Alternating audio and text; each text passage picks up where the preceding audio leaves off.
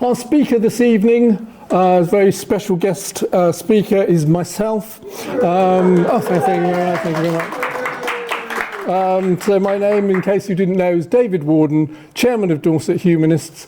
One of my credentials for tackling this topic this evening is that I used to be a diversity trainer at Dorset County Council, and I've seen the way in which different groups of council employees react to diversity training. Social workers are always fully on board as soon as they come through the door. Environmental services workers can be rather more challenging, and if you have both groups in the room at the same time, the dynamics of that can be quite interesting. So we'll see what reactions we get tonight. I'm ready for whatever you want to throw at me, but you'll have to wait until the Q&A. So you've already given me some encouragement. Thank you very much. So I will go straight into the talk. So on the screen, well, just before I say what's on the screen at the moment, I've been wondering about, what was my motivation for even tackling this topic? I think back in the summer, that we had a series of riots in this country. And I think the level of discussion that we were having as a country was left a lot to be desired, shall we say. And I just wanted to have a rather more intelligent conversation about what's really going on, and where better to do that with than in Dorset Humanists. So that's one of the reasons we exist here, is to go deeper into some of these difficult questions. So this is the Many Faiths team on the screen. We regularly go into schools to show children how people from different faiths and ethnicities can be friends, even though we have different beliefs. So you can see me on the far left here. This is Sally, who is a Buddhist. She is French, but her ethnicity is, I think she's from Senegal. This is Tama, who is an Irish Catholic Muslim. She won't mind me saying that, because I tease her a little bit about that. This is Linda, who is Jewish, and James, who is a Christian priest. So we're good friends, and we go into schools and we answer questions in front of school children about our different beliefs and attitudes to different questions. And we did discuss briefly this whole business about what was going on in the summer and the impact on members of this team. And so I had recently had lunch in Southbourne with them, and I gave a lift back to Sally, the black woman here, and I asked her what effect the recent riots had had on her. And she told me that she didn't leave her flat for 2 whole weeks because she was too frightened to just even leave her flat. And she lives in Westbourne, just around the corner from me. On the way back from Southbourne, she saw an English flag waving on the roof of San Remo Towers in Boscombe, and she said, "I don't mind the Union Jack, but that English flag is like a horror to me and the people in my community because of the way it's used." I also asked Tama, who is Muslim, what effect the riots had had on her. And she gave a similar story, but worse in some respects, in that Tama regularly gets abused and even physically assaulted on the streets and in the supermarkets in Bournemouth and on Poole. She literally gets hit sometimes, simply because of the way she is dressed. But I'm going to lighten the mood with a funny anecdote. Tama doesn't often see her Irish father, but she did have breakfast with him recently, and he ordered a full English breakfast with bacon and sausages. Now, Tama's daughters, I think she's got 5 daughters, but her smaller daughters, who are Muslim, they haven't had Islam forced on them, but they've chosen to be Muslim. I don't think they'd ever seen bacon and sausages before, and they were staring at his plate. "What the devil is wrong with you?" he said. And they said, "Well, it's bacon." So he replied, "Well, I like a bit of pig from time to time."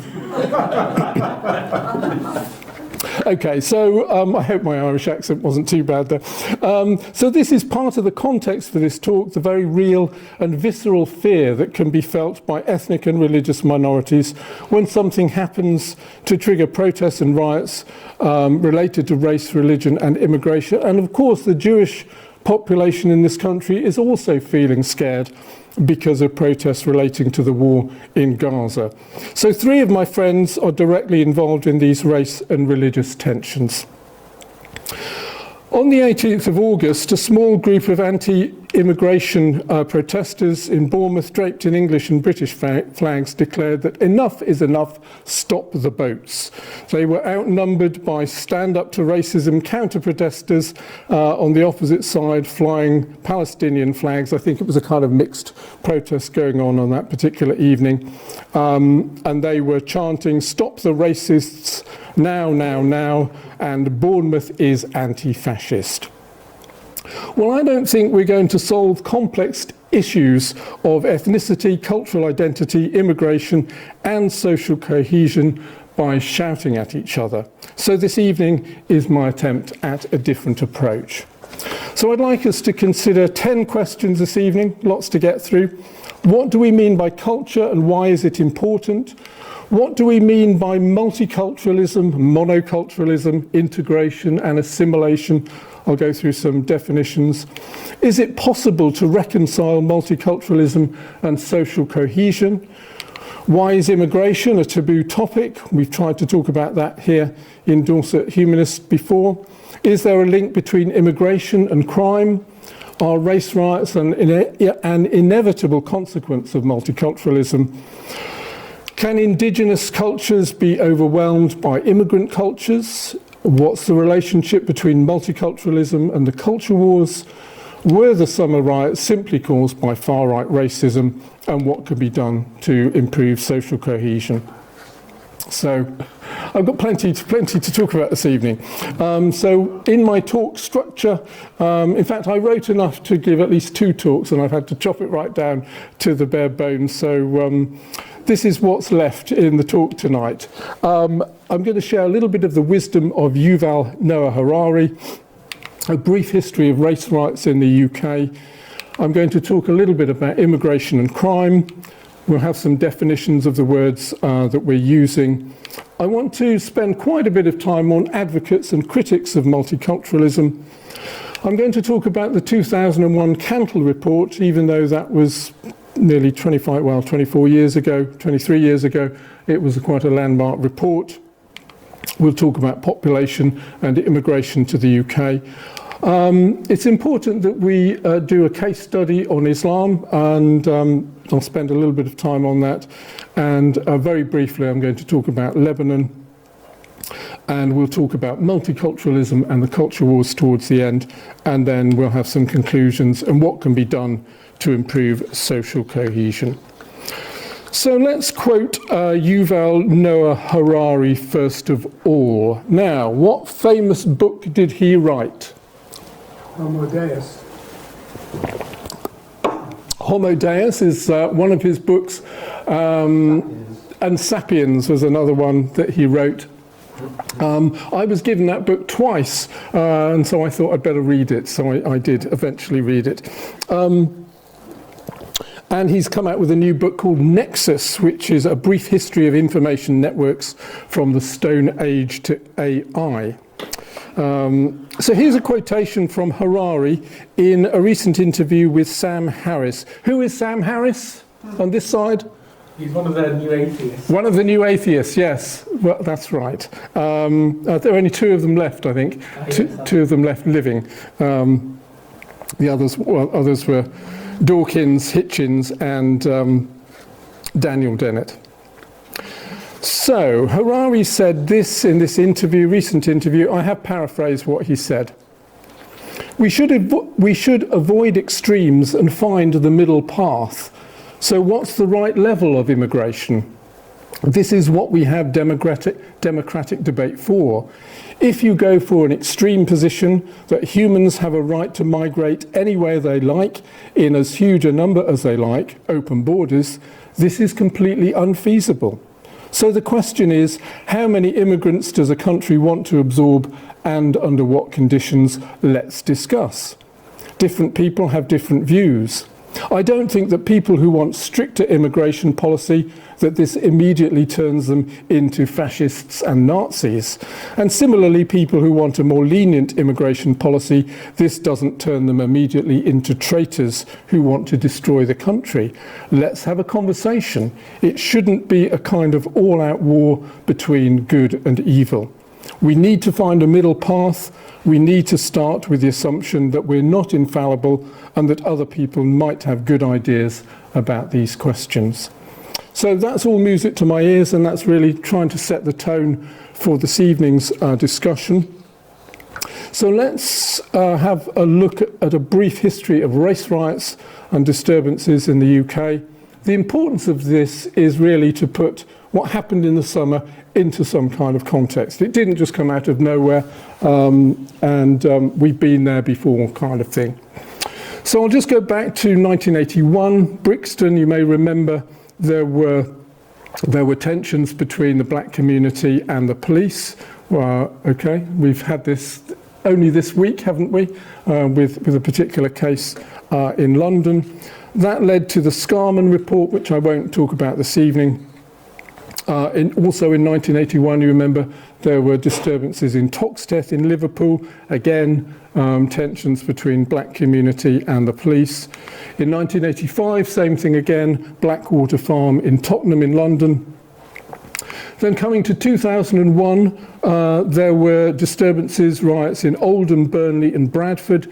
This was the white community versus Pakistani and Bangladeshi communities, and that was what led to the Cantle report, which I'll talk about later on. In 2005, this is interesting because it's not always, doesn't always involve the white community. This was tensions or disturbances between Afro-Caribbean and South Asian communities. 2011, you may remember there were, I think these were probably the worst riots we've had recently. In recent years, London and UK-wide was sparked by the police shooting of Mark Duggan, who was a black man. Coming to closer to where we are now, in 2020, the Black Lives Matter protests were sparked by the police killing of George Floyd in the United States. In 2022, following a cricket match between India and Pakistan, there were riots in Leicester, I believe, and perhaps some other cities between Hindu and Muslim communities. So again, it doesn't always involve the white communities. Coming to this year, so leading up to what happened in August, in July there were disturbances in the Hare Hills area of Leeds. I think what happened is that the social services went to remove some children from a Roma family, and the whole community, which is mostly minority, came out, and there was a sort of huge kind of riot and disturbance. The police went in, a police car was overturned, a bus was set alight, and the police decided that it was simply too dangerous for them to continue to be in there, so they withdrew from the area, and that there were fire services were on the outskirts of this as well, and they just decided to let this whole thing blow itself out. Which it did. But I think this is one of the things that feeds into this idea of, I don't want to have a big debate about this, but two-tier policing. That was one of the way that was interpreted was that the police didn't go in with their riot gear or make arrests. They just withdrew and let the whole thing die down.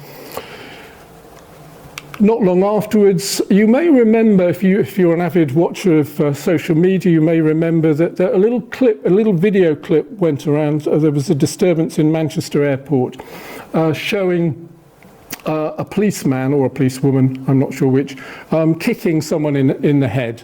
So I think a coloured person who was on the floor kicking them in the head.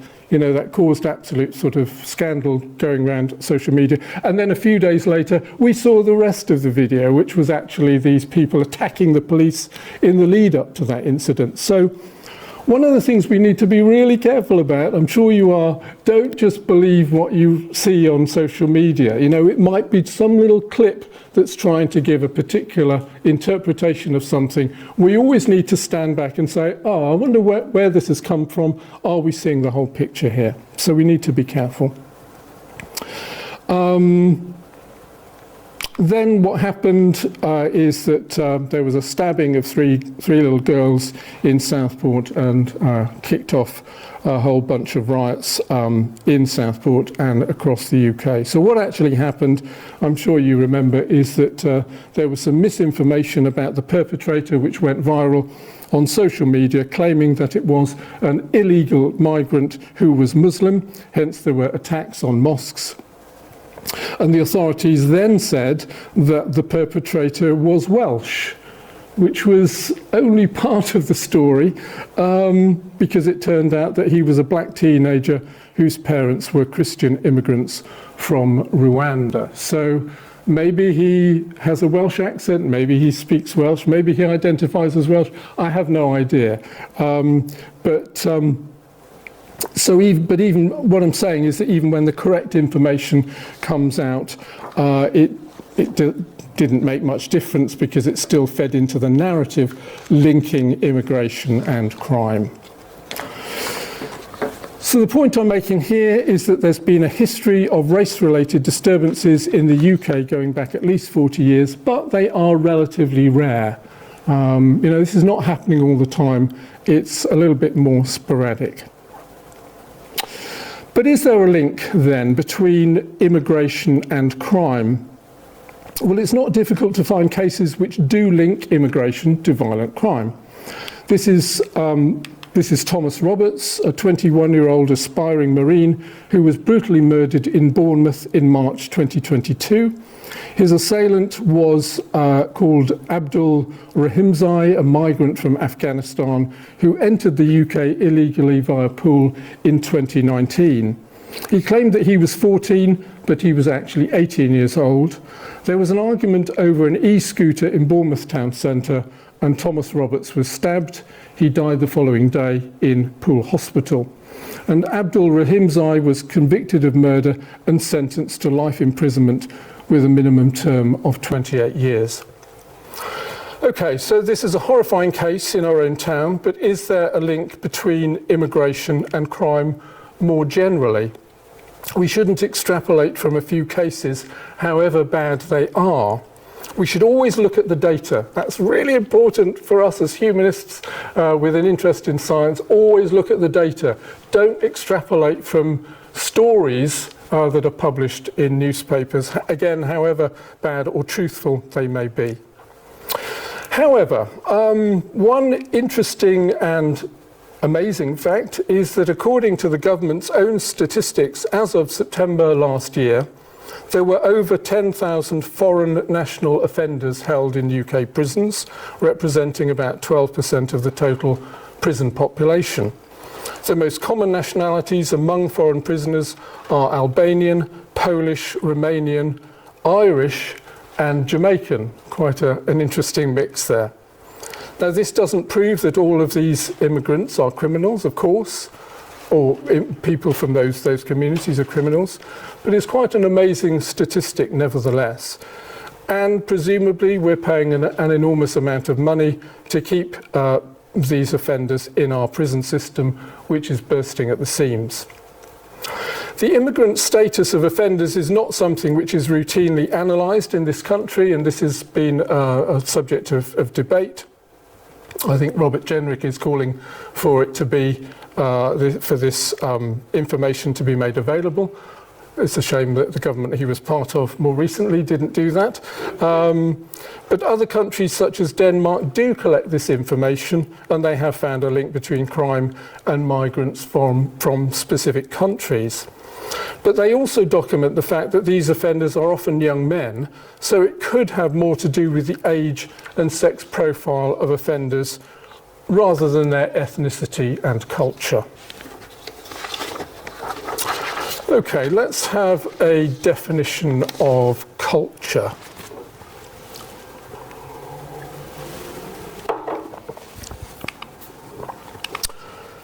Culture can be defined as the set of shared beliefs, values, customs, behaviours and artefacts that characterise a group or society. It includes the ways of thinking, acting and interacting that are passed down from one generation to another through learning and socialisation. Culture shapes how we understand the world and our place within it, and it influences everything from language and traditions to art, religion and social norms. Humans are cultural beings. We're all embedded in specific cultural contexts which shape our values and identities. I think it's true to say that we all have multiple identities. We're citizens of a country, members of cultural communities like Dorset Humanists, and we're individuals with personal beliefs and values. So what are the cultures that make up multiculturalism? And we're not just talking about different ethnicities or national identities, but I'll start with those. So here's just a kind of quick flick through all of the things that can make up our multiple identities, and I'm sure you can pick out which ones apply to you. So English, Scottish, Welsh, Irish, Asian, African, Polish, Romanian, etc., in terms of ethnicity and nationality. You may be humanist, as you're here, you probably are. Protestant, Catholic, Jewish. You may be Shia Islam or Sunni Islam, Hindu or Buddhist or Sikh. Maybe we've got different cultures depending on which class we think we belong to. Upper class culture, middle class culture, working class culture. I'm reminded of the sketch with the two Ronnies and John Cleese saying, you know, I look down on him and all the rest of it. We have, you may be straight, you may belong to a sort of gay subculture. You may be a city person, or you may be a country bumpkin. I just thought up the word bumpkin then, but I hope you won't take offence. You may be someone who prefers senior pursuits, or you may belong to some kind of youth culture. You may be socialist, you may be conservative, or whatever political persuasion you have. So we can all pick out the cultural ingredients that make us who we are. We all have multiple identities, and we'll say a little bit more about that as we go through. Let's have a definition of multiculturalism then.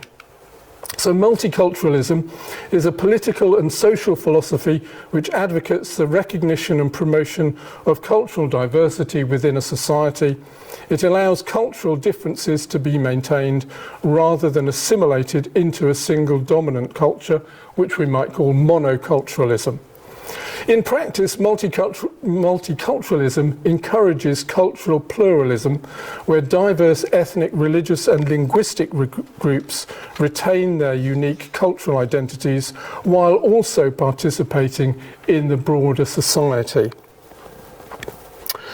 So, just very briefly, I mean, if we go back 200 years in this country, it was very much a Christian monocultural country in England. If you were a Catholic, or if you were an atheist, or if you were Jewish, you know, life was pretty tough for you. If you were an atheist, you might get put in jail. So gradually over time, we have become more tolerant and more multicultural in this country as regards some of these religious and worldview beliefs. Where did the idea of multiculturalism come from? Now, it's important for us to realise that ideas never come out of nowhere. They don't just sort of come out of the ether. They usually have a history, and they can be traced back to particular thinkers, philosophers, and geographical locations. So, Canada was one of the first countries to officially adopt multiculturalism as government policy. In 1971, Prime Minister Pierre Trudeau, father of the current Prime Minister, declared Canada to be a multicultural society, and in 1988, Canada passed the Multiculturalism Act, officially recognising and promoting the cultural diversity of its citizens. I'm sure you're aware of the fact that Canada has an English-speaking majority and a French-speaking minority in Quebec. In Australia, multiculturalism became official policy in the 1970s, and in the UK, the idea of multiculturalism began to emerge in the 1960s in response to the increasing number of immigrants from former British colonies. So I'm going to spend a little bit of time now talking about people who are either advocates of multiculturalism or critics of it. So advocates first. This person is called Will Kimlicka. He's a Canadian philosopher and one of the most influential theorists of multiculturalism. His core idea is that liberal democracy must go beyond individual rights to recognise and protect cultural differences, and that it's important for minority cultures to be recognised and accommodated by the state. So he's critical of assimilationist policies, which forces minorities to adopt the culture of the dominant group. But he also argues that a balance must be struck between recognising minority cultures and ensuring social cohesion. He doesn't support cultural isolation or segregation, and he believes that all citizens, regardless of background, must still engage with the broader political community. So we're already getting this idea with this philosopher. There needs to be a balance here between two things, the recognition of different cultures, but also this understanding that there needs to be efforts at social cohesion. Charles Taylor is also a Canadian philosopher. I've got a little bit more information about him because he's an interesting writer. He believes that recognition is a fundamental human need. He puts a lot of emphasis on that word, recognition, that we all need to be recognised. And he argues that in multicultural societies, both individuals and groups need recognition of their cultural identity in order to achieve self-worth and dignity. And he argues that failure to recognise the unique cultural identities of minority groups can lead to alienation, resentment, and social fragmentation. He also argues that dialogue is essential for mutual understanding and recognition because it allows individuals and communities to affirm each other's unique identities while finding common ground in shared values and interests. And that word dialogue is really important to humanists because this is something that Humanist UK promotes through a dialogue officer, Jeremy Rodell. In Canada, Charles Taylor has supported the recognition of Quebec's distinct cultural identity and the need for policies that allow French-speaking communities to maintain their language and culture in a predominantly English-speaking country. He is a communitarian thinker, and he critiques the more individualistic strains of liberalism that focus solely on personal autonomy. And he argues that humans are inherently social beings, that a person's cultural community plays a vital role in shaping their identity. So cultural groups should be protected and nurtured in a way that allows individuals to thrive. I mean, I often think that we have lots of people who are humanists who may not come to a humanist group, but I think actually having a humanist group like Dorset Humanists is one of the ways in which we can form and shape our identity as humanists. Charles Taylor is also a critic of rigid forms of secularism that exclude religious expression from public life. So this is a bit more controversial in a humanist audience. He advocates a more flexible model of secularism that allows room for religious diversity, including expressions of faith within the public sphere.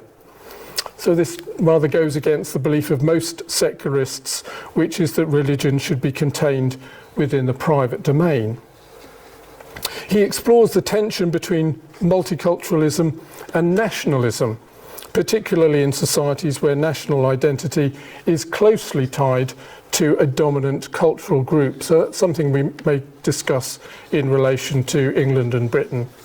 He argues that rather than being at odds, national identity can be redefined to include the diverse cultural identities that make up a nation. In the context of Canada, he's argued for a more inclusive form of nationalism that respects the cultural identity of Quebec and the multicultural reality of wider Canadian society. And he sees the task of reconciling multiculturalism and national identity as essential for social cohesion in diverse societies. Let's move on now to a British thinker, Bhikkhu Parekh. He's a member of the House of Lords, Lord Parekh.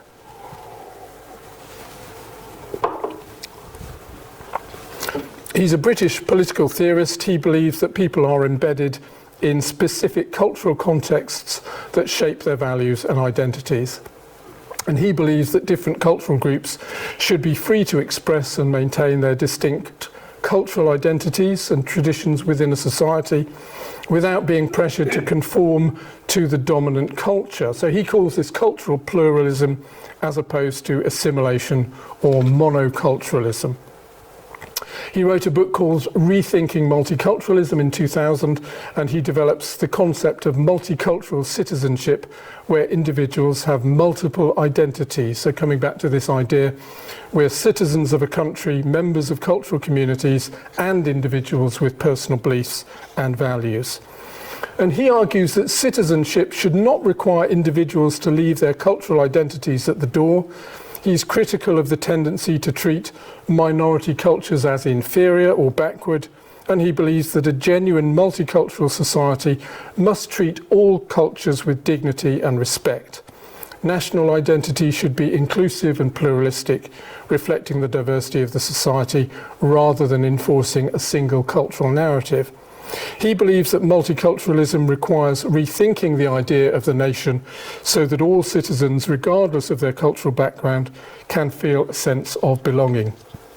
However, he acknowledges that there must be limits to what can be tolerated and that we need certain shared values necessary for social cohesion. He argues that cultural practices that harm individuals or which violate fundamental human rights should not be accepted in the name of cultural diversity. But these limits should be negotiated through dialogue, and cultural groups should be given the opportunity to explain and defend their practices. Two prominent politicians have been critical of multiculturalism in recent years.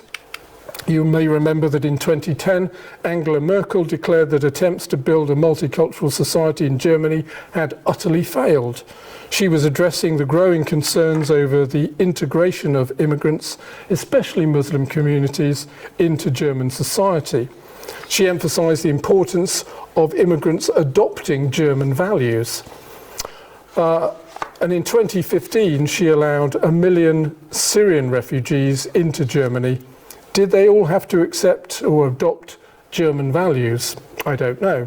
Interesting question. In 2011, David Cameron expressed similar views, stating that state multiculturalism has failed. He argued that instead of encouraging people to live together, multiculturalism had allowed different communities to live separate lives, leading to radicalisation and segregation. And he called for a stronger national identity and emphasised the need for immigrants to integrate into British society by embracing its values such as democracy, freedom and equality. Okay, well, a number of writers and philosophers have been critical of multiculturalism, including Samuel Huntington, an American writer who published a famous book called The Clash of Civilizations in 1996. He argued that cultural and religious identities would be the primary source of conflict in the post-Cold War world, and he was concerned that multiculturalism within nation states might weaken national identity and cohesion.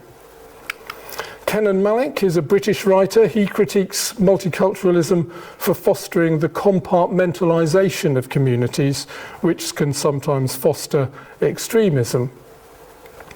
Tariq Modood is a professor at Bristol University, and he argues that multiculturalism needs to evolve in order to address concerns about social fragmentation and insular communities. And he emphasises the need for intercultural dialogue and civic integration. Amartya Sen is an Indian economist and philosopher, and he critiques the way multiculturalism often reduces individuals to a single cultural identity. And he argues, again, that people have multiple overlapping identities, national, cultural, and religious, and that focusing too much on cultural identity can lead to social division and even violence. He argues against the idea of cultural essentialism, which can limit individuals' ability to choose and navigate different aspects of their identity. And he believes that multiculturalism, when rigidly applied, risks exaggerating cultural differences and can lead to sectarianism. David Goodhart is a British writer. He critiques multiculturalism from the perspective of national solidarity. And he argues that excessive emphasis on cultural diversity can erode social trust and cohesion. And he proposes that multiculturalism should be balanced with a sense of national identity and solidarity. Paul Cliteur is a Dutch academic, politician, and he's a humanist. He's critical of multiculturalism from a secular perspective, and he argues that multiculturalism often accommodates religious beliefs and practices that can conflict with liberal secular values, such as free speech, gender equality, and separation of church and state. He argues that universal human rights should apply to all individuals, regardless of cultural background. And one of our members, John Hubbard, has pointed out that fundamentalist versions of Christianity can also be a threat to liberal values. That's true, but a lot of immigrants are boosting the numbers of such churches in certain places. Christopher Caldwell is an American journalist and a practicing Catholic. He argues that mass immigration, especially from Muslim-majority countries, has challenged the multicultural model in Europe, and he contends that multiculturalism has failed to foster integration and instead has allowed communities to remain isolated and resistant to adopting Western values such as freedom of expression and gender equality. He thinks that multiculturalism has led to parallel societies which can lead to tension and conflict.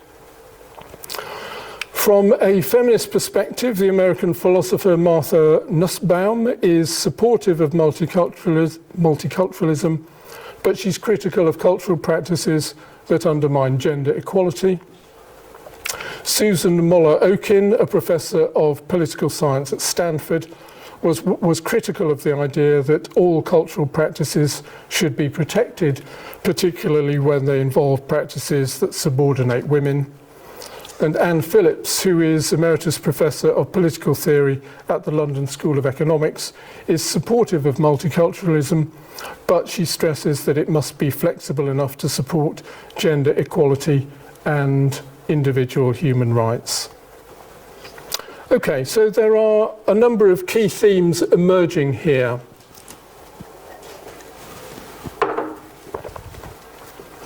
Diversity is a reality, and we have to respond to it in some way.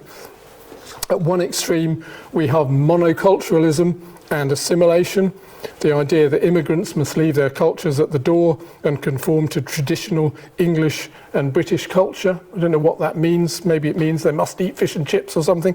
At the other extreme, we have segregation, immigrants being free to set up their own communities and cultures with no attempt at integration. Those would be two extremes. The middle way could be called pluralism, meaning that we should allow different cultures to thrive, but we need to promote dialogue and we need to have some overarching shared values. So what's coming through to me in some of these writers and thinkers as that we don't have to repudiate nationhood. We can reimagine it, and we shouldn't denigrate the indigenous white population because their culture matters too and deserves equal recognition. Let's talk about the Cantle report. So this is Ted Cantle. The Cantle report was published in 2001 following race-related disturbances in Oldham, Burnley and Bradford. At the time, Ted Cantle had significant experience in local government and community relations, and he is a supporter of Humanists UK. If you're a member of Humanists UK, you may have had an email from him recently. There were 5 main headings in the report. Segregation and lack of integration. So the report found that many communities in the affected areas were living parallel lives with very little interaction. Schools, housing, workplaces and leisure activities were largely segregated, contributing to misunderstanding, mistrust and tension. The report identified significant socio-economic disparities between different ethnic groups. Pakistani and Bangladeshi communities faced high levels of employment, lower income levels, poorer health outcomes, and lower educational attainment compared to the ethnically English majority. The report criticised local and national government policies for failing to promote integration and community cohesion, and it found that perceptions of unfair treatment by public services, such as policing and housing allocation, had exacerbated tensions. There was a widespread sense of injustice among both minority communities and the white population, which fueled mutual resentment. And the report also highlighted the influence of far-right extremism and radical Islamist factions contributing to the escalation of violence. There were 6 main recommendations.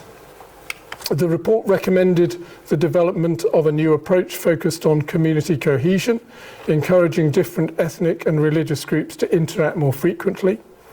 It suggested measures to reduce segregation in schools and housing. It called for a national framework to support local initiatives aimed at fostering community cohesion.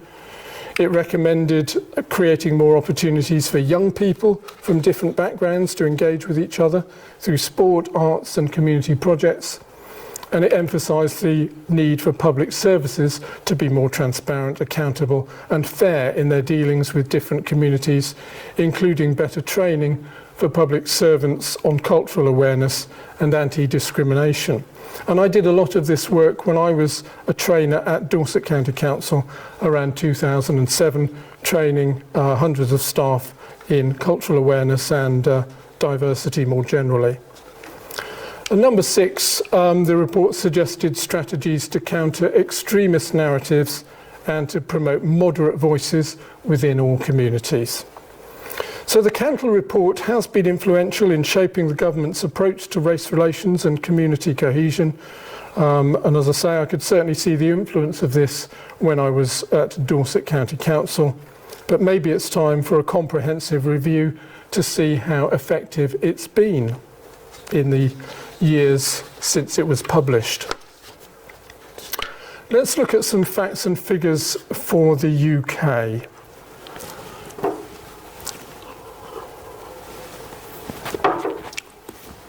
I want to look at population and I want to look at immigration, but facts and figures.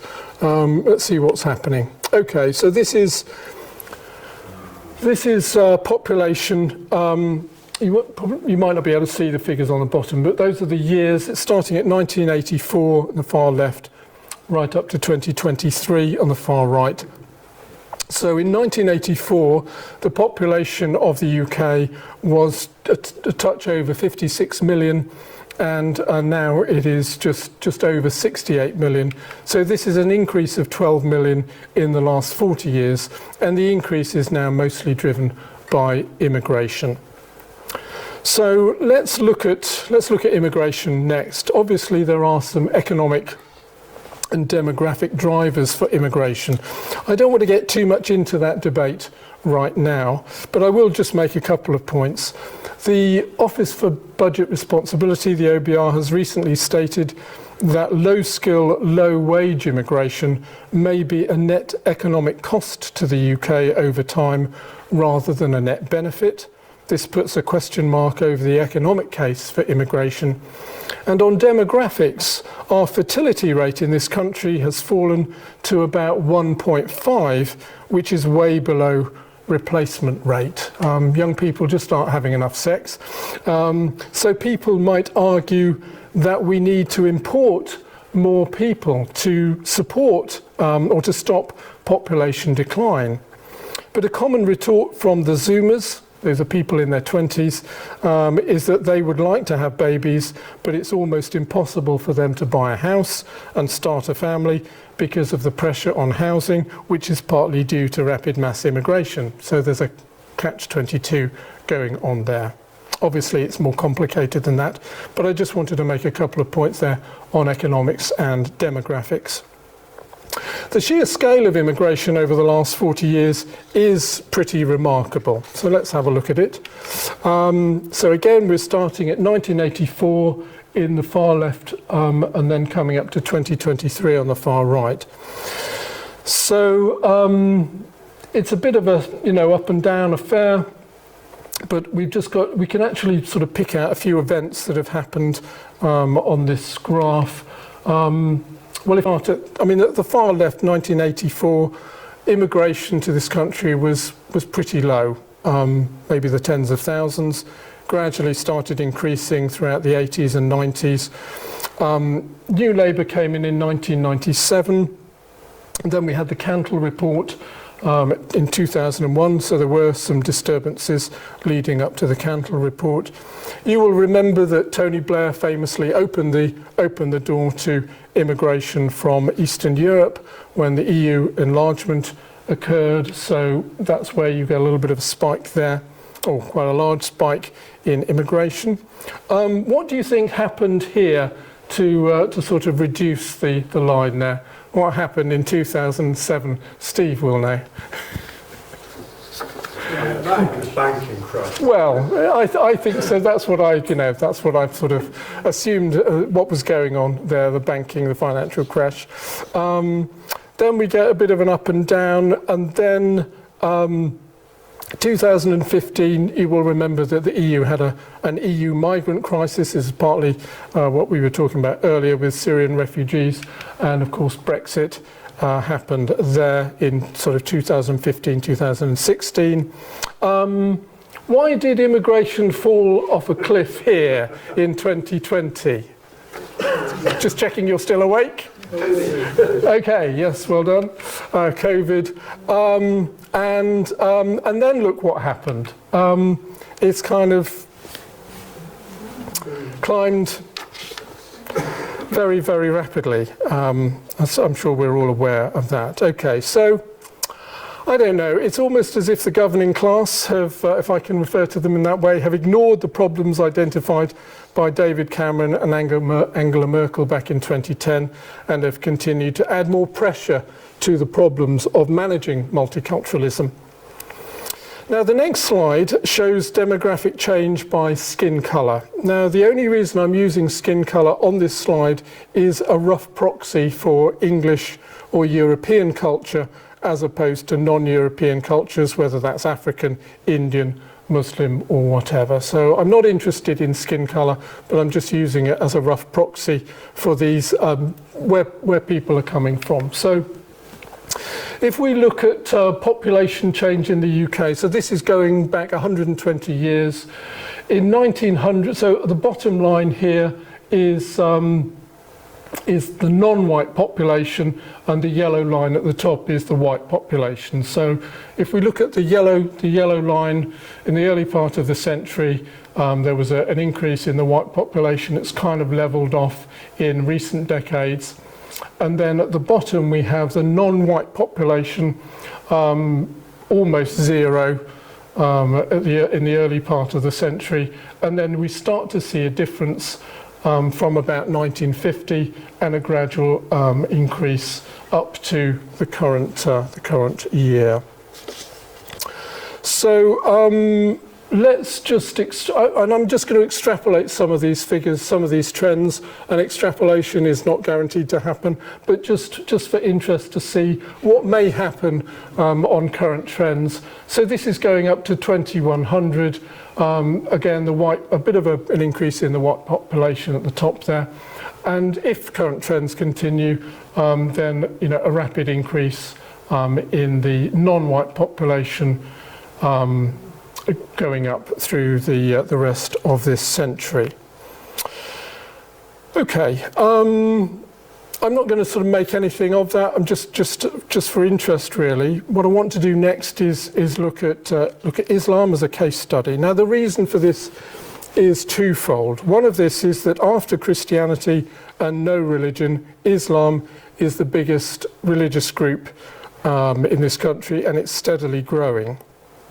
So let's have a look at this. This is a very bad pie chart created by artificial intelligence, but it's good enough for what I want to show. So we've got Christianity at 49.1% on the left-hand side, no religion, that's us, 39.5%. Other religions are all bunched up here and you can't really read them, but you can clearly see that Islam is a significant minority religion in this country. Another important thing I think to bear in mind here is that this Christianity segment of the pie chart, not many of those people go to church. They're not active Christians. They might be just cultural Christians. A tiny minority of those people actually go to church. And my understanding is that Muslims are much more inclined to go to mosques and be active participants in their faith. So I think we ought to just acknowledge that there is a difference there as well.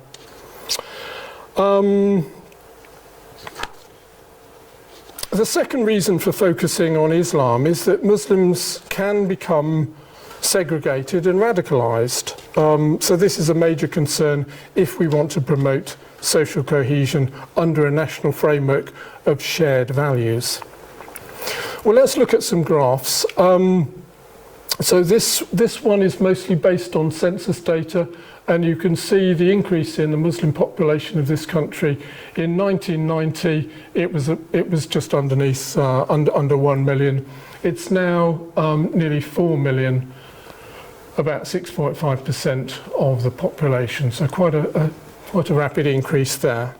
Again, just for interest, we can extrapolate that to the middle of the century. And it's predicted to carry on climbing, maybe to 8%, possibly 10% of the population by mid-century. The next slide is showing the difference between the UK Muslim and non-Muslim population. So the non-Muslim population is the line at the top. This is tens of millions, and the Muslim population is the line at the bottom, again, tens of millions. So you might look at that and say, okay, that I'm comfortable with that. Not really a problem. There's still a big gap between Muslim and non-Muslim populations. But I think we need to look at the distribution of the Muslim population in different towns and cities, because I think this reveals a rather different picture. So I went to Bath recently, and I was just interested to look in the shopping area, how many, just to sort of have a bit of a look at the identity of people wandering around Bath. And the people I was staying with, I said to them, just out of interest, are there many Muslims living in Bath? And of course there weren't very many. So, and this is borne out by this graph. Okay, so we've got Bath in the far left-hand corner, very small Muslim population. Bournemouth a little bit higher, Bristol about, a little bit higher. Leicester about 24%, but I didn't have a bar for Leicester. Bradford about over 25%, Birmingham 30%, Luton, which is where our friend, Tommy Robinson comes from, over 30%, and Tower Hamlets up to 40%. Okay, so not necessarily a problem, but clearly the local populations are going to be experiencing a significant shift of culture, and this is likely to intensify. So what does it mean for English and British culture if and when large cities become majority Muslim? What does it mean for political representation? We've seen this coming through in the recent general election. And at what point do English cities really become Muslim cities if we see these trends continue. And what do you think this might mean for the Jewish population in the United Kingdom? Let's have a look at what's going on there. Okay, so this is the UK Jewish population, which remains static, and the UK Muslim population continuing to grow. Given what's going on in Gaza and given all the protests that are happening, I'm sure you can imagine what it's like for the Jewish population in this country at the moment. Okay, we can discuss some of these things in Q&A. A little bit further to go, and then we'll try and wrap up. So, one question I've got is: can indigenous cultures be overwhelmed by immigrant cultures? I've just given one example of this, which is Lebanon, which was a successful. If we just look at this graph here, okay, so this is population change in Lebanon going back to 1900. The yellow line is the Christian population and the orange line is the Muslim population. Going back in the early part of the 20th century, it was a Christian majority country, and there was quite a good settlement in terms of governance, quite a good pluralistic system of sharing between Christian and Muslim communities in terms of the constitution of the country. And then you can see around about 1950, the Muslim population crossed the Christian population, and that's continued to diverge over the years, and now it's very much a majority Muslim population, and we're all very much aware of what's going on in Lebanon at the moment, and the dominance of Hezbollah there. Sorry, David, what's the vertical scale? That is population, and probably tens of millions, I would have thought. No, that's just millions. Is it just millions? Population is about 6. Is it a very small? Okay, sorry, I didn't actually look at that. Is it quite a small? I suppose it would be just millions. Yeah. Yes, you're right. Okay, is that okay, Barney? Yeah, the LE6 is times 10 to the 6, I guess. So put 6 zeros on the end. Okay, right. Okay, thank you. We always need a mathematician. Okay. Now my next slide is quite complicated, but this is about, and the next slide I spent the most time trying to construct, because I wanted to try and work out what's the relationship between multiculturalism and the dreaded culture wars. So what we've got on the next slide is 3 boxes, and as you all know, it's very easy to put complex human reality into neat little boxes, isn't it? So that's what I'm going to try and do. And you will all say to me, you can't put that there, that should be in the other box. Or you could say that, of course, reality is more complicated than this.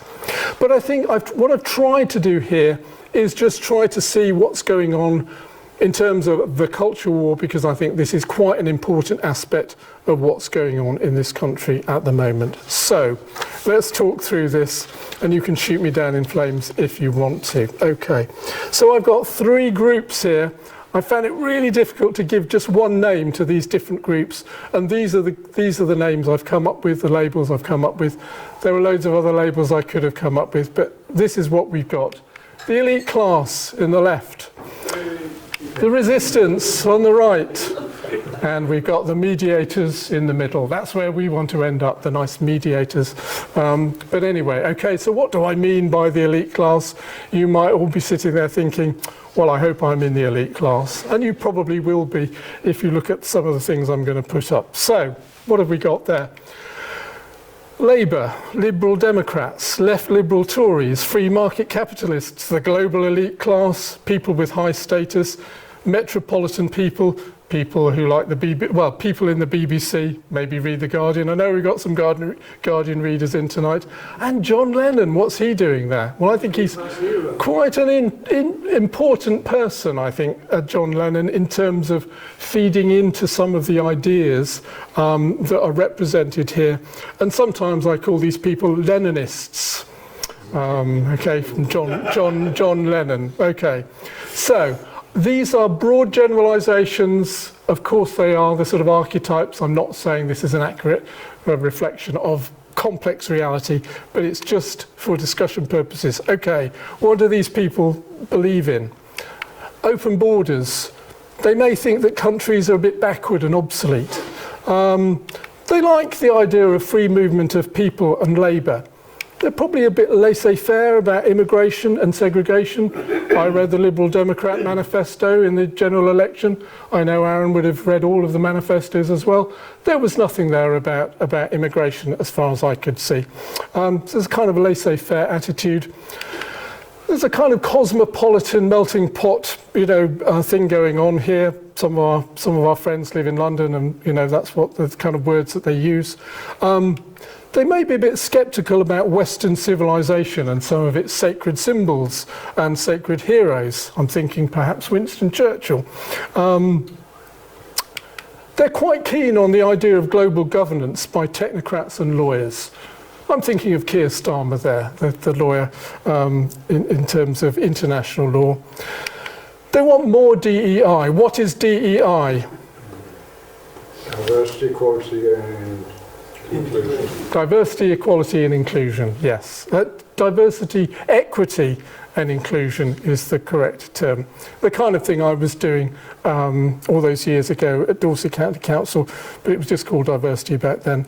Now the next bit is very controversial, but anyone who complains about this is literally Hitler. I've used the most extreme version of that. They might say they're far right or fascist or whatever. We do see quite a lot of that, particularly on placards.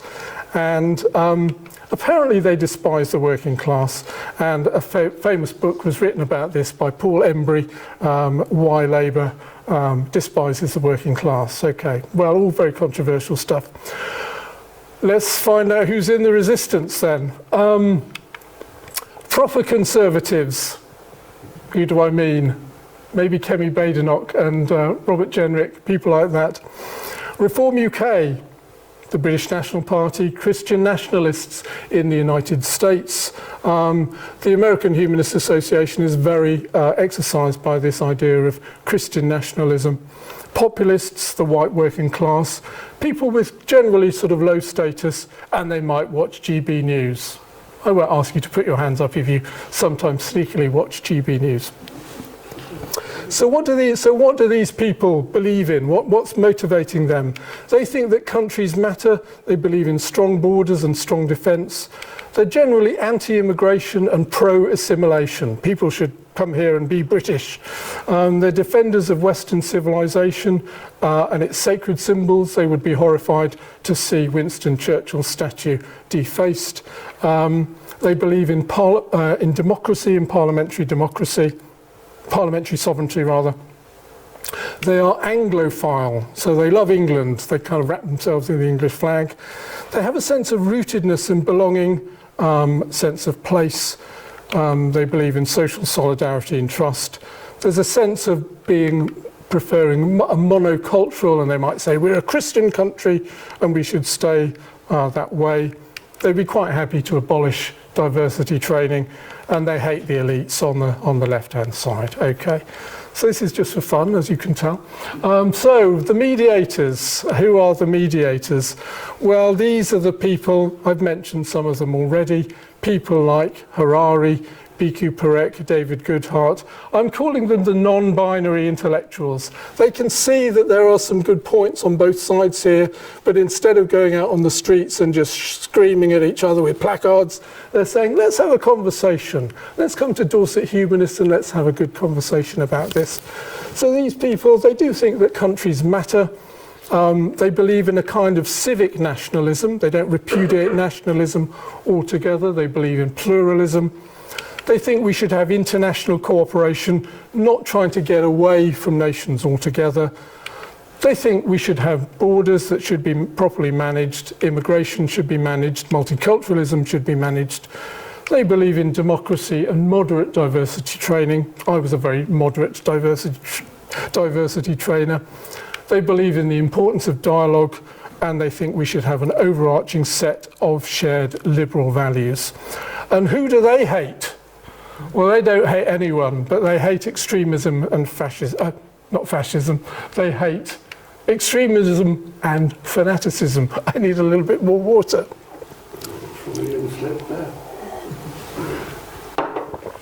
Okay, we can come back to that if you would like to.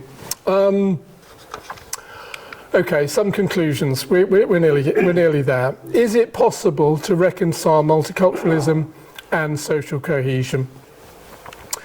Yes, but the dramatic increase in immigration since the Cantle report is putting social cohesion under enormous strain.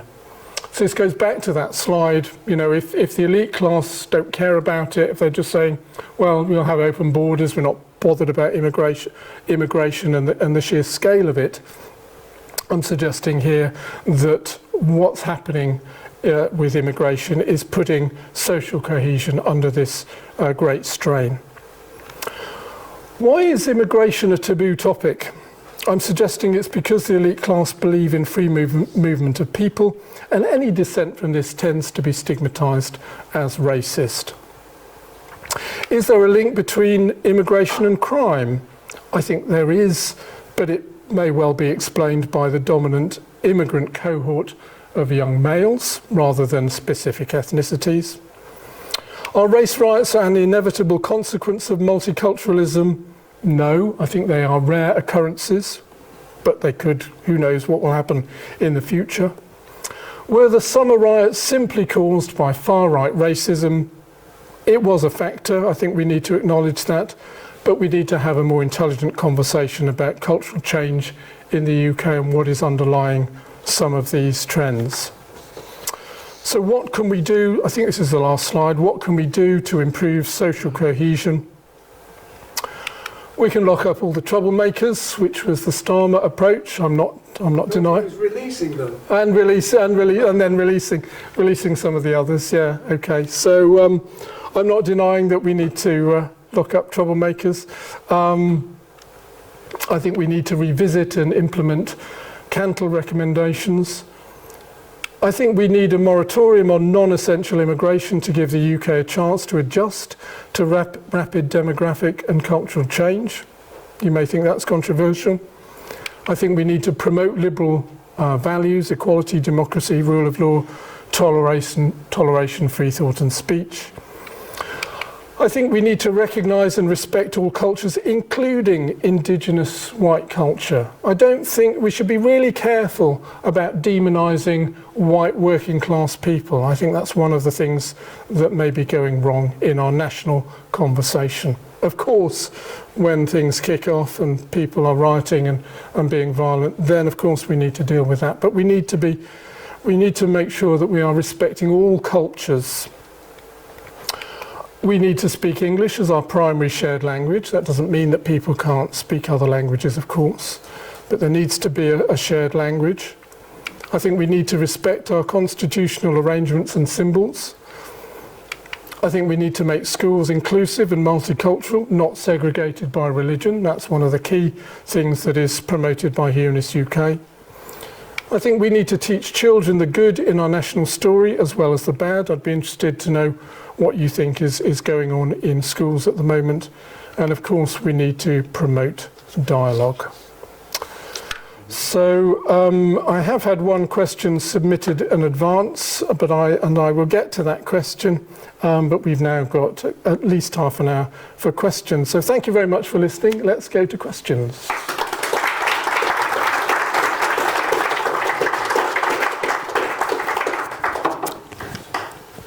Okay, some hands going. Oh, I can put my specs on and see who's here. Right, okay. Well, let's go to Peter first of all then, and I'll get to Roger and Aaron. Peter. There's lots of things I'd like to talk about, but Yep. right at the beginning you put up a slide talking about race riots. Yes. And I'm wondering if race is appropriate in that title, because quite a number of, like in Leicester when the Hindus and Muslims were fighting each other, Yes. and there's a couple of others. Yeah. Is that a racial thing? Okay. I don't think it is. Yeah, So yeah. I put a question mark on that. And then the other thing I say is, in Homo Deus, Yuval Harari describes Hitler as a humanist. Yes. Would you go along with that description? Okay, right. So on the first question, I agree. I mean, race was just a kind of broad term. Yeah, I mean, if you've got different Asian communities kicking off against each other, they're both Indian, but one is Muslim, one is Hindu. So it's different religions, sure. Yeah, dear. Okay. Yuval Harari has been criticised quite extensively for his definition of humanism. He was saying that if you get rid of Christianity, then things like communism, National Socialism, etc., are forms of humanism. I think that's obviously something that would be problematic for us here. We wouldn't want to say that. But I mean, I think that what I would say about that is that those were ideologies, you know, they were kind of dogmas, almost secular religions. So I wouldn't say that that Hitler or Stalin were humanists, because what they were doing is totally against our sort of Enlightenment humanist view, which is freedom of speech, liberal, tolerant values. So I would. I mention it because you put Harari up sure, as okay. a mediator. Yeah, okay. Well, I like some of the things he says, but I would disagree with his. And he has been heavily criticised for that passage in that book. Yeah. Thank you, Peter. Roger. Yeah, there's a couple of points I want to bring up. Right at the beginning, when you were talking about proponents of multiculturalism, you mentioned Canada at the very beginning, and they introduced multiculturalism. My understanding in Canada, they still have forced segregation of the First Nations and the Inuits, as well as faith schools, like trying to separate from their native tongue. That's my general point. But also, when you talk about, my main thing I want to talk about is your population graphs, where my understanding of those from the statistics, they include student populations, which is massively increasing, particularly from India and Asian countries. Yeah. And that, even though some of them leave, they're replaced by similar ethnic groups and stuff. And also how much of that population is affected by economic sanctions we're placing on countries, Asian countries, as well as increasing the number of imports we're having from those countries, which is to some extent putting them into economic difficulties, forcing them to immigrate, when a lot of the conversations about immigration aren't talking about root causes, about how we're affecting these countries, that forcing people to leave these countries rather than helping them. So people making people want to stay. Obviously, they're religious migration stuff, but most of them are to do with economic migration. Okay. Yeah, I mean, I'm not sure I want to respond to what you've said, Roger. I mean, those are very interesting additional details about what's going on. I mean, did you have a question for me, or were you just happy to? I didn't really have a question. Okay. But it's more about what do you think is causing these huge spikes in? Yeah. Okay. Well, I mean, I wasn't. I mean, my talk wasn't really going to get into the detail of what's causing immigration and how much of it is economically necessary, etc., etc. So I'm just looking at, in my talk, I was just looking at some of these broader trends. But I accept what you're saying there. Okay, I'll come to, let's come to Aaron next, and then I'll get to the others, yeah? Okay, imagine that we are all expats and we're living in the south of Spain. We all moved there because we're already English speakers, and we've moved there and you've put your children into an English school, and we all go down to the English pub and we meet together because we all speak English. Isn't that what everybody else does that we don't like because they don't integrate? But would we integrate any better if we move to a country where we don't speak the language, they have religions different to us, they have cultures different to us? Would we not stay in a cluster, and how do we fix that?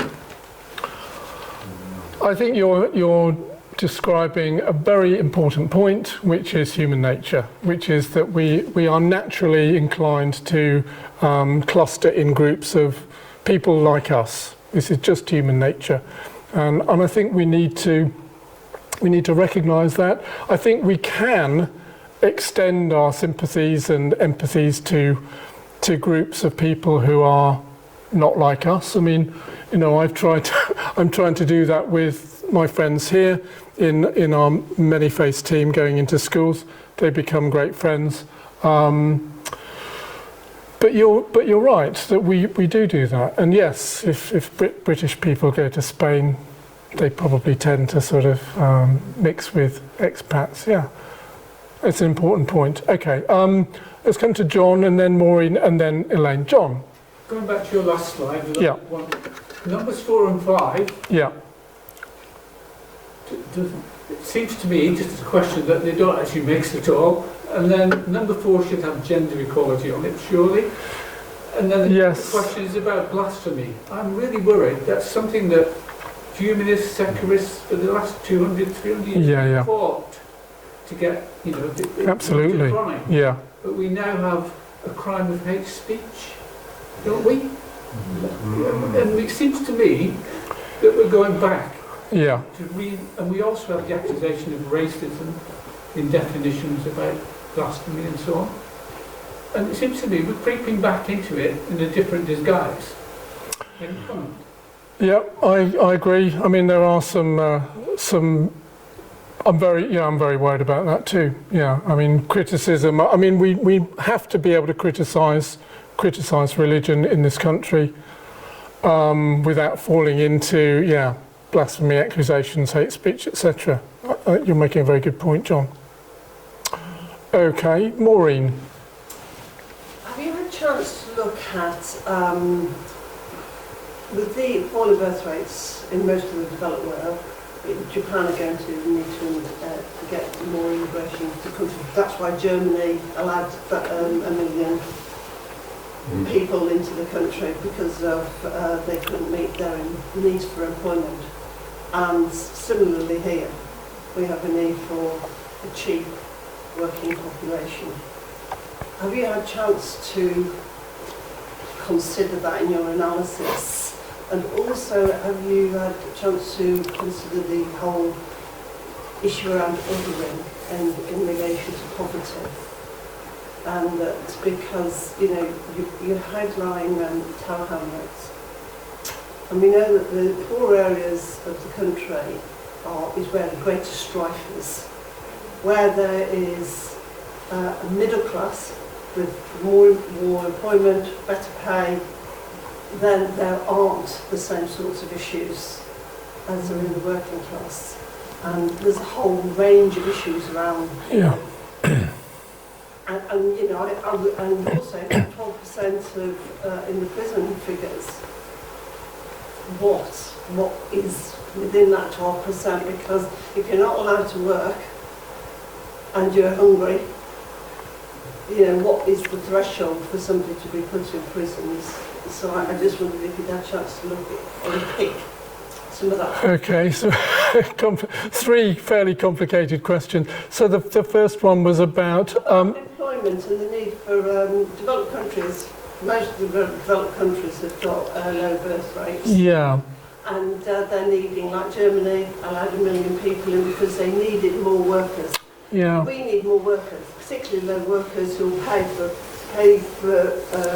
a pittance. I'm just going to respond briefly to that. I mean, I have a real, I have a concern that, you know, what is going on here? Are we saying as a country, let's import cheap labour, and they tend to have darker skin, so let's get all of these darker skinned people in to come and do jobs that we don't want to do? What is that actually saying about our country from a moral point of view? Always done the Irish. My mother was Irish. Was invited in because they needed navvies and low-paid people on low pay, and immigrants will always work for low pay. Yeah. We've got a few doctors. Okay. Engineers. Right. Let's. By and large, the bulk. Yeah. Low-paid workers working in the service industry. And what are you? Before I bring some others in, what are you saying about this, Maureen? I think there's a whole issue. Well, sorry, I think that there's an issue around how much we pay people, and that there's also an issue within our education system. So working class kids don't have the support that they need in school to Yeah. be better and to get into jobs and employment, and that is the breeding ground for negative and feeling and othering others who are different. Okay. So when Okay. immigrants come into the country, or refugees, God bless them, and they're placed into places like Grimsby, where that are poor and unemployment is high, there's already a hostile, negative Sure. environment, Yeah. and our politicians are adding to that problem. And Tony Blair was right up front causing some of that problem in not supporting communities whom the immigrants were moved to, because that's where housing was, cheap hotels. Okay, let's bring, there are a number of people putting their hands up here. I'd like to bring some others in. So, Aaron, what do you want to say about this? And then Barney and David. I think that's a slave labour thing, and we really should be going away from that. Okay. If we can't get Brits doing a caring job, catering, working in this place, then the wages have to go up. We don't employ a subservient force to be a deliberate slave, second-class people, because a person coming from abroad or a refugee, anybody, can't move into my block of flats, rent a flat and work as a carer or work as a caterer. They can't afford the rent. So having them over here, they've got to live in some squalid house of multiple occupation or a shared accommodation or living in something really grotty. We can't have people coming over here living in those things to do the jobs that we can't afford our people to do. That's horrendous. Okay, thank you. Barney, what did you want to say? I think we've got to be a bit careful about bringing people in to fill a skills shortage. The typical argument being we've got an ageing population and we've not got enough people in our country at the moment who want to care for them. So let's get lots of people in from other countries who are happy to do that work to fill the shortage, the skills shortage.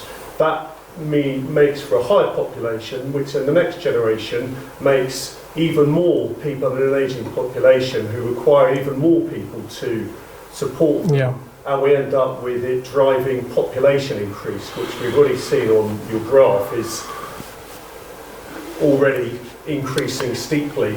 We might end up just perpetuating this problem of not having enough people by creating even more people. So, I mean, this is sometimes described as a short-term fix all the time. You know, the politicians are addicted to this short-termism. Internal growth. Yeah, or almost like a Ponzi scheme. At what point does it collapse? Yeah. Okay, David, what did you want to say? Well, I think just building on Maureen's point and your point a little bit, is that we're looking at this in rather the wrong way for me. Okay. We're thinking about the value added by immigrants. Uh-huh. So, for example, you know, when I hear people, as you've articulated, you know, in your presentation, we think too much of the negatives and the costs, if you like. So you're talking about low-skilled work, but how much do you think a hospital consultant gets paid? That's not 10 or 15 grand a year, that's 150,000. If you go and watch, you know, something like Surgeons at the Edge of Life on BBC or one of those programmes, and you think about the value added by those immigrant consultants and specialists in hospitals, it's fantastic that we've got access to that immigration. But I don't think and this is I'm quite finished. To people in the service industry. Yeah, what I'm saying is that we're sort of rather parochial in how we look at immigrants. In at the start of your presentation, David, there seemed to be, here's the problem that immigrants bring. Mm-hmm. I didn't hear, here's the added value that immigrants bring. Mm-hmm. And that's what we're missing. We're missing so much from this conversation, not just tonight, but the general conversation. Okay, good point. The added value that immigrants can bring. Yep, okay. Rather than the costs and the disruption. So you put the emphasis to begin with on all those riots and all the problems, but I didn't hear anything about the fantastic contributions to culture, film, music, entertainment, creative arts, everything like that immigrants bring. Okay, I'm very happy to. I mean, the context of this was, you know, what happened in the summer, but I think you're making a very good point, David. That wasn't part of the presentation title. Okay, okay. Adam, and then I'll get to Eric. Adam. Yeah, just as a quick aside, I can appreciate that people saying, well, if salaries increase, then people who are more indigenous to this country will do those jobs. Slightly dubious that's going to happen. I don't know if those people particularly want to do those jobs. But a second main point I want to make is it's such a broad topic, this multiculturalism, that I think it's actually far more helpful to break it down into constituent parts, because there's so many factors here. One is, for example, an immigration policy that works, the economics of the country. You know, there are so many things I think are actually far more effective to build on, that will actually, in the process, address a lot of these problems, because it's so amorphous, sort of talking about social integration, that it doesn't necessarily work. I think you've got to stick to some core values, like you've got laws that should be changed. You should have a workable immigration policy.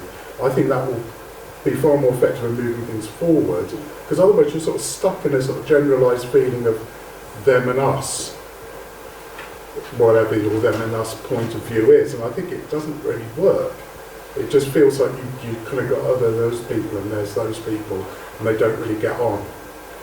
That's the challenge, isn't it? I mean, that is a big challenge, and it goes back to what Aaron was saying about humans generally tend to, you know, they tend to segregate themselves. You know, we all do it as humans, and we're trying to work, you know, we have to somehow find a way to have more dialogue, more integration. Yeah. The economics of the country is so important, because if the country is economically much more prosperous, what impact does that have about people's concerns about immigration? Because it's just used, it's not my taking a particular stance, but it's just used as this constant distraction away from the real problems, which are the socio-economic problems within the country, irrespective of religion or background. They just are huge. I think it is well, I mean, I think it is one of the real problems, but you know, I don't think it's just a distraction, but yeah. There are cultural differences and there are problems with those, but I think we just need to target things more individually, in my opinion. Okay, we'll go to Eric and then Steve. Eric. The nature of immigration and the word immigrant has changed dramatically over the past 40, 50, 60 years. Initially, they were people who came here legally, they were invited here, they were welcomed here. And those people, such as the ones who are now, their children probably now, in places in the National Health Service, etc., even high up places in the National Health Service, they have come from countries mostly Indian subcontinent, and they have definitely done a lot of good work for the country here. But they came here legally. We're talking about now, these people coming at the moment are illegally arriving in the country, and they well, some. The majority of them are. No.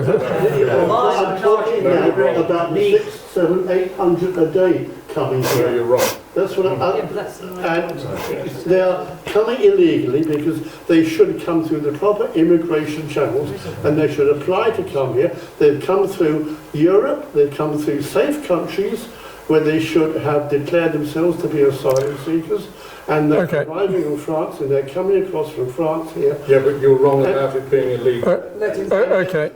It is illegal for them to breach these asylum laws and come here claiming to be asylum seekers. That's what I'm saying. I agree. And they're not also, in the majority, though. Pardon? They're not in the majority, as The 600 or 700 or 800 a day are. I'm sorry. No, they're not. And if I may continue, just wrap up if you can, and then we'll go to Steve. This evening here, we've got a monocultural audience here this evening. Not entirely. Almost monocultural. And I would say that having lived myself and worked out in Africa and other countries, Asia, that I'm fully aware of my wanting to be, have my culture and not to be dominated by another one. And multiculturalism is, as you've said already, it's against human nature. Humans are naturally tribal, they want to keep their own tribe, and that's when people coming here to this country, they want to set up in their own little enclaves, and it's been happening possibly ever since the 1950s. Okay. And the government is trying to change human nature. I don't think it will. Okay, thank you. I could see some reaction to that, but let's go to Steve. Steve, yeah. Well, I just wanted to make the point that, I mean, there have been benefits, obviously, from immigration, but if you have too much of it and low-skilled immigration, it does affect the wealth per capita. And the OECD, the Budget Responsibility or whatever, one of those organisations has actually made that point. That, growing the economy doesn't necessarily make us richer in the right way. Just by increasing the numbers, as you say, it's a Ponzi scheme built from the bottom. Yeah. Okay, Peter. Yes, I'm looking at 4 and 5 on the list there. Yeah. And I think there's something of a tension between the promotion of those values and the desire to respect all cultures. Because some cultures promote values that are directly opposite or challenging those little values. I'll stick with you. You chose the example of Islam. Islam is deeply non-democratic in nature. It is fundamentally theocratic. And also, I was reading one of the hadiths of Ibn Hanbal, who's a prominent social hadith collector. He's obviously dead now, but very influential in the Muslim world. And he says that a father may choose to marry his daughter when she is 6 years old, and her husband can have sex with her when she's 9 years old. Now, I cannot, with the most open heart, respect that as a value to be promoted across a culture. And there are other similar practices that some cultures promote and disseminate among their members that I find also I can't respect, and they clash with the liberal values that I would like to promote. So I think that we have this problem about social cohesion when you have incompatible sets of values being promoted. I agree, and you're right to point out the tension, should we say, between 4 and 5 there, definitely. And yes, is one of the big challenges. Okay, Aaron. Yeah, on that point, if I as a white gay man was to move to Saudi Arabia and just wanted to say, you've got to adjust and accept my gay lifestyle and I'm going to hold hands and kiss in the street and all this, obviously that would be really unreasonable. So on the reflection of that, is it not unreasonable for us to say, when someone is applying for a visa or to come to the UK to live, these are our values, do you agree? Is this part of something you want to accept, or is that a line that's too far? Well, I think a lot of the philosophers that I was talking about, they were saying, yes, we should respect cultures, but we need to have these agreed liberal values. I mean, B.Q. Parekh was saying, that there were certain things we can't tolerate, and some of the things that you were just mentioning, Peter, whether that was an authentic hadith, who knows? Definitely authentic. Hundreds of thousands of them were invented, but yeah, I mean, there is a line, and this is where we have to be able to specify where this line is, and it's not easy. Okay, I'll come to David and then Simon. David. I mean, did we respect the cultures of other people? Can we avoid our history? I was interested in that Aboriginal lady shouting at the King this week. I thought that was great. I loved it. Except she's partly Irish. We didn't respect the Aboriginal culture when we went and colonised the place. Her father was 20,000 people lived on Tasmania. They were eliminated. They were thrown out or killed, so that Tasmania could be a white-only settlement. Is that something we should hold as a pride? No. As a country? Is that something we... So, did you think you applauded her shouting at King Charles, did you, David? Well, was just shouting at the telly. Okay. You were saying, yes, go for it. Yeah, yeah, okay. I mean, that okay. is part of our history. We can't just start from 1950. There's a lot of other stuff that we've got to bring on, you know, what we did in the West Indies, or things like that, what we did to the Native Americans. Okay. That was, British people did that as part of colonialisation. Yeah. We were a colonial power. I read in the paper that Archbishop Welby's natural father was a slave owner. He's found out this recently. I won't go into the details. Okay. Okay. But he's part of our, you know, elite, as it were. We're the only culture who got rid of the slave trade. Sorry? We're the only culture who ever got rid of the slave trade. We got rid of it. Yeah, yeah. We bought it off, didn't we? Oh, well, yes. Slavery was going on back in the Roman times. The Muslims came to Southern Ireland and they took a whole village population away to North Africa. Now stop complaining, please, about what British... Okay, thank you, Eric. Let's go to Simon. Simon. Actually, in response to what you said, I brought up the government website, UK government website, that states that in the year to June 2023, there were 52,530 what they call irregular migrants entering the UK. It goes on to say that in the year ending December 23, the provisional estimate of long-term immigration to the UK was 1,218,000. So, you know, I think that demonstrates fairly conclusively that illegal immigrants, if that's what we call them, I prefer the word asylum seekers, is a very small, quite a small percentage of the overall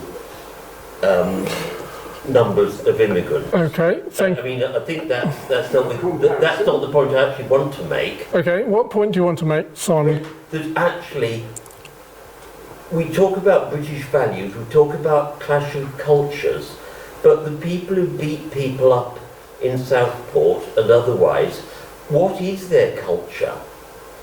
I mean, I think that is sort of this vague talk, this pious talk about British values, or English values, if there's a difference. And you know, we lost a state of a standard religion. Most of the organisations which caused white working class people and white middle class people to meet together have now gone. There are no friendly societies.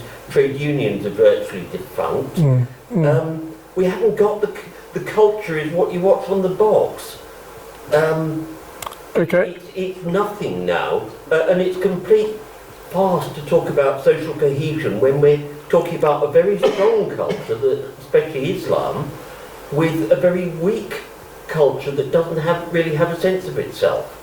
Okay. I've said enough. Okay, thank you very much, Simon. We need to wrap up fairly soon, and I've just got one that was also submitted in advance, but Roger and then Aaron, and then I think we'll go to the last question. Roger. I was just curious, the list you've got on the board there, did you put it in any particular order? Because I would put promote dialogue probably right at the top, because that feeds into everything else. You would pick which one at the top? Number 10, promote dialogue. Okay, I put that at the bottom, not because it's the least important, but because it's the most important.